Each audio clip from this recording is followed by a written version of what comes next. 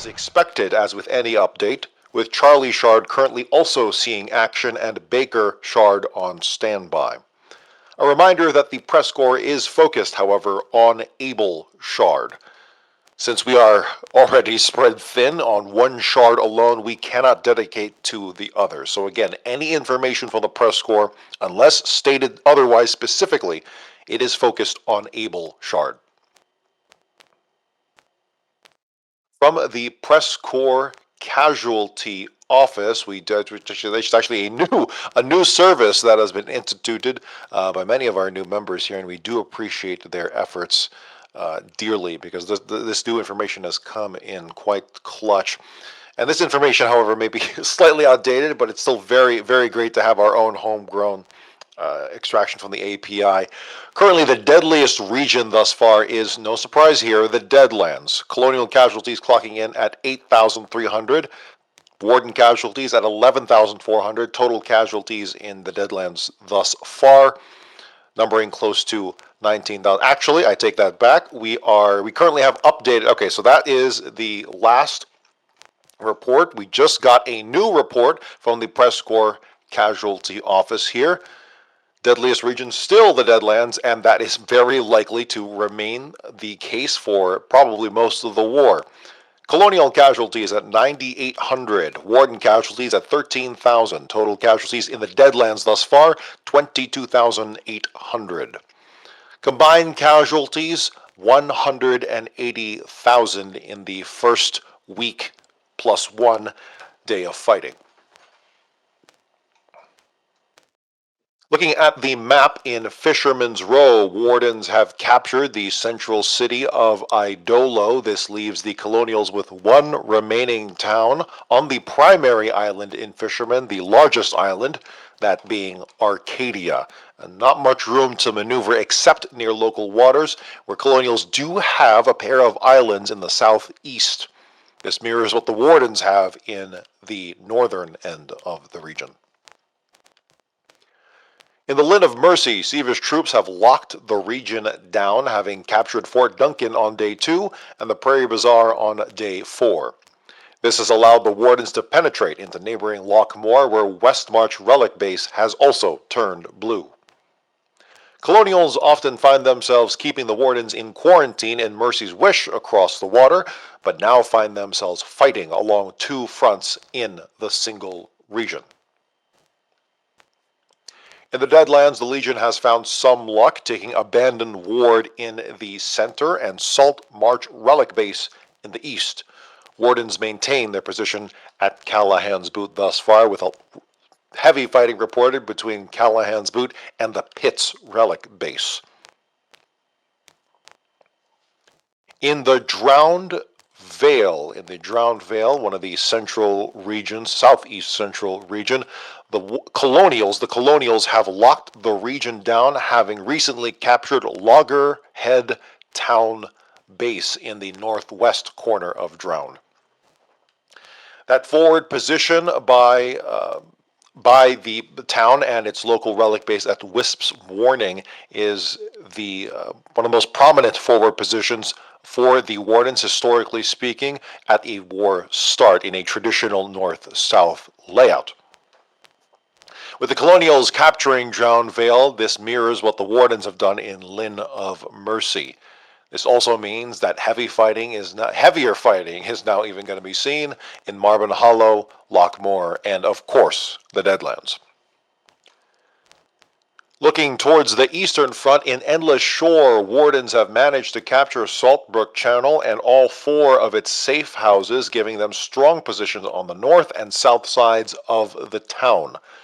Colonials still have plenty of space to work with on the southern half of the region, south of the River Mercy, even with the recent loss of Old Jack Tar Relic Base. That last remaining relic base, located west of the famed city of Salt, had seen plenty of action before finally being captured by Seavish forces within the past day or so, in-game day. Looking southeast in the Fingers, an interesting situation has developed here in the opening week, what should be a secure region for the Legion, Wardens have made landfall, capturing Fort Barley near the center. Reporting by PressCorps Warden correspondent Aidan Fraser indicates they have secured the area around the relic base and are pushing downward toward the strait. The logistics needed to quickly capture that base indicate the use of barges to transport construction vehicles.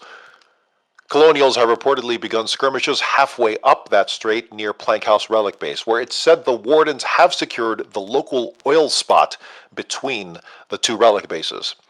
Additionally, a cult has been formed at that oil spot, where Foxhole streamer I Saw a Bear is said to be among the orgy, or oil G, I'm not quite sure.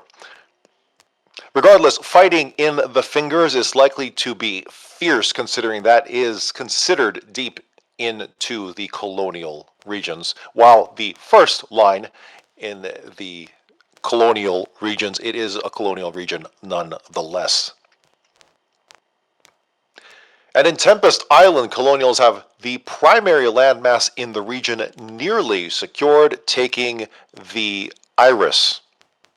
The last Warden holdout remains in the northwest corner of that landmass, the Rush town base and its local safe house. However, the Wardens do have, west of the landmass, Surge Gate town base and its local observation tower that will provide some flank recon for the Wardens there, but we'll have to see exactly what kind of seaborne operations, small-scale seaborne operations. Remember, we are still in the opening 8 days of fighting here in War 119, but we'll have to see what kind of tricky maneuvers both sides have up their sleeves, with the fighting in the fingers being an indication of that.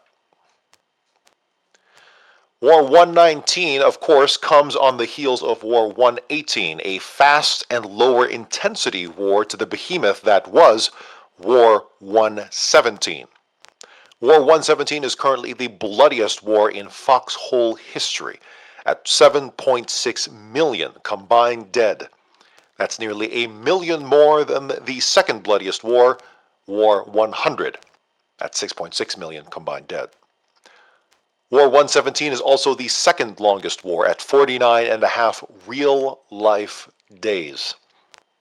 Despite War 117's ferociousness and the amount of energy that took out of every single soldier that participated, War 119, the current war, is shaping up to be a big one as well, and may very well last past Christmas. But we will have to see. And now for a quick look at the weather map. Our weather forecast would not be possible without the help of our volunteer storm chasers. If you'd like to know more about the Storm Chaser Corps, visit PressCorpsGaming.com/weather. You can also find a weather map there as well, which is exactly what I'm reading off of. It is hardly a complete and comprehensive report thus far, but still strong indications looking at what we have in the east-southeast portions of our reports is that it is clear skies. No reports of rain or snow as of yet. Stay tuned to us. We're not quite sure exactly in the southwest, but we have some confidence here, particularly because it's the start of a war, that we have sunny skies for at least a good while. Again, all of our reports on that map that you can find at PressCorpsGaming.com/weather are volunteer and manually observed. That means a player in the game went to that region zone, looked at the local weather, went, all right, there's no rain, there's no snow, it's clear skies, so I'm going to report this as clear skies. You don't have to be a PressCorps staff to join the Storm Chaser Corps, so make sure to stop by that URL or through the links below on our Twitch stream or YouTube, and you can find access to it. Well, that's about all we have for the time being. We'll keep you up to date on any developments, at least for the next hour or so, or whenever our diligent DJs here in the Press Corps decide to go on the air. You can find us on YouTube. You can find us on our website where we release articles. We have written articles for you to read for this war and wars past, as well as hosting third-party publications.